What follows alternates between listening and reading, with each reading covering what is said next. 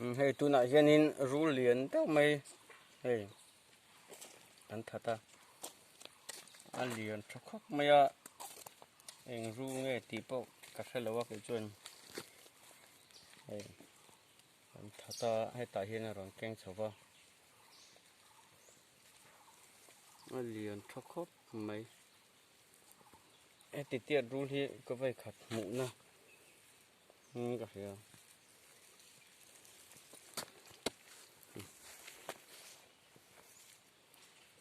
anh liền khóc mày hay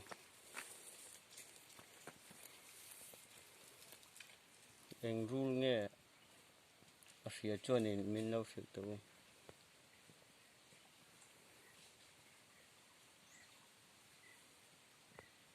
anh liền cho khóc mày à ở chụp bọn đang ngót tầng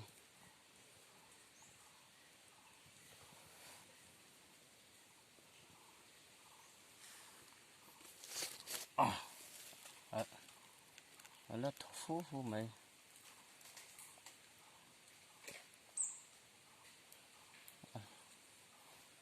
nó liền cho khóc mày anh rú nghe mình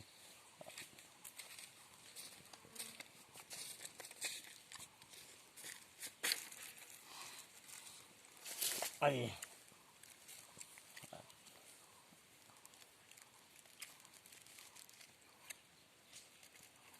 lu ống to là thì hiền mà sẽ là ống thấu mày tiền khởi in thì không gió nổi ha cái chỗ cắt chỉ mà là chết tu đứt nữa là ống khóc mày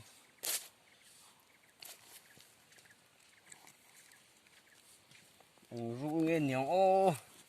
ru mình hị cả sắp vắt là cái hiền nó liền cho khóc mày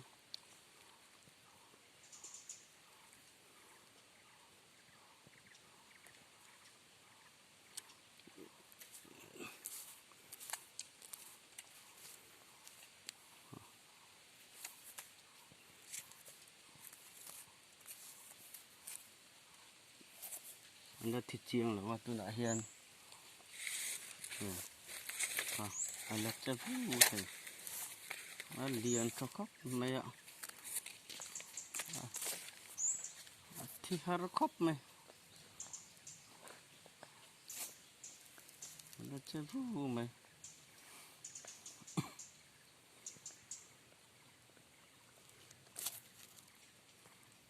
nó khóc mày ạ nó liền cho bốc ạ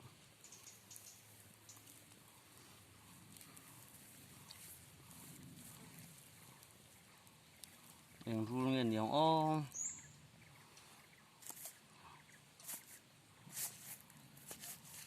anh nó chết vui mày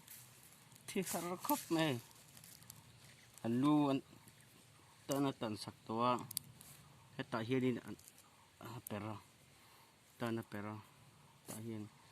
sát bunga lu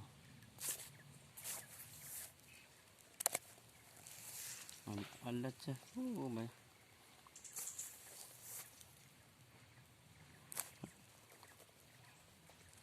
anh là lộ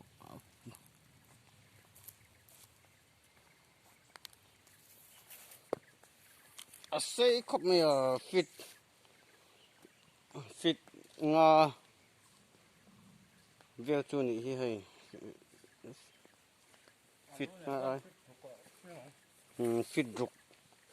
về anh nhà ngắt tin đi chú anh liền khóc mày hay anh lắc cha su mày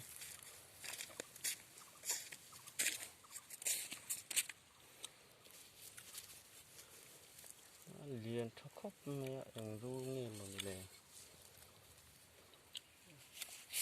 run lại chỉ khăn ru mình ở chỗ này mình đâu sử dụng nhà